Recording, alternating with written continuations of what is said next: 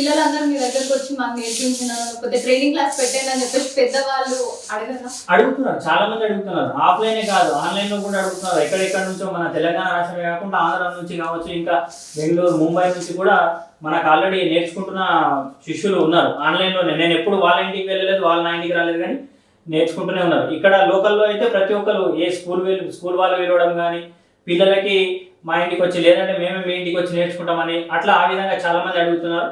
వాళ్ళ సమయాన్ని బట్టి, పూర్తి సమయాన్ని కేటాయించలేను కానీ దాని సమయాన్ని బట్టి వాళ్ళు వేసిన చిత్రాలకి కొంచెం మెరుగులు దిద్దుకుంటూ వాళ్ళకి టెక్నిక్స్ చెప్తూ ముందుకు తీసుకెళ్తున్నారు. ఆన్లైన్ క్లాసెస్ రన్ చేస్తున్నారు. ఆన్లైన్ కూడా అంటే పర్మనెంట్ గా కాకుండా సమయాన్ని బట్టి.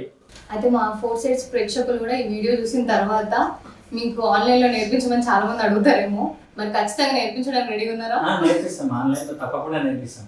ఆ దగ్గర ఉన్న వాళ్ళకి ఆఫ్లైన్ లో కూడా నేర్పించడానికి సిద్ధం.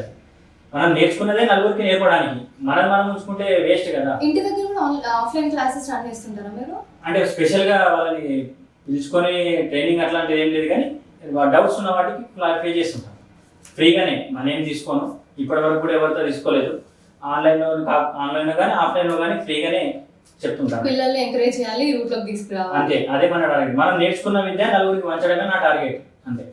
జనరల్ గా మనం చూసుకున్నట్టయితే ఈ కమర్షియల్ జాబ్స్ ఏదైనా సరే అవి చేసే వాళ్ళకి మహా అయితే ఏముంటుంది, ఒక 4 నెలలు బయటకు వెళ్ళి కోర్స్ చేస్తారు, జాబ్ వస్తుంది, చేసేసుకుంటారు. కానీ ఇట్లాంటి రేర్ టాలెంట్ ఈ ఆర్ట్ కి సంబంధించి ఏదైనా సరే అది రావాలి అంటే ఎన్నో జన్మల తపస్సు చేస్తే తప్ప ఆ కళామ తల్లి కటాక్షం ఉండాలి. సో మీరు చాలా లక్కీ అనుకుంటున్నా ఆ విషయంలో.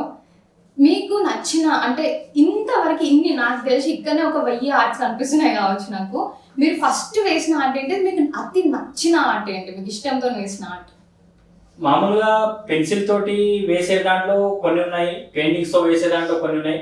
అలా చెప్పాను కదా, చిన్నప్పుడు అంటే 6th 7th క్లాస్ లో ఉన్నవి ఆల్మోస్ట్ ఎలా ఉంటాయి ఏందనేది ప్రతి ఒక్కరికి తెలిసిన విషయమే.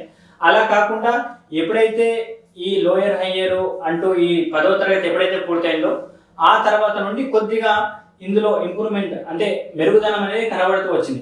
ఎంతైతే ఇంప్రూవ్మెంట్ ఒక్కొక్క స్టెప్ వెతుకుతున్నానో ఎక్కుతున్న కొద్దీ ఇందులో వర్క్లో క్లారిటీ అనేది కనబడుతూ వచ్చింది. అలా కొన్ని చాలా ఉన్నాయి, మనం ఒకటి అనేసి చూపించలేము. ఎందుకంటే కళ అనేది అనంతం కాబట్టి ప్రతి ఒక్కరు అడుగుతుంటారు ఫస్ట్ వేసిన చిత్రం ఏది అంటే. అప్పుడు నేను వేసిన 4th 6th క్లాస్ లో వేసిన పిక్చర్ దాదాపుగా ఆ పిక్చర్ అనేది ఇప్పటికీ చాలా మార్పు ఉంటుంది, అది అందరికీ తెలిసిన విషయమే.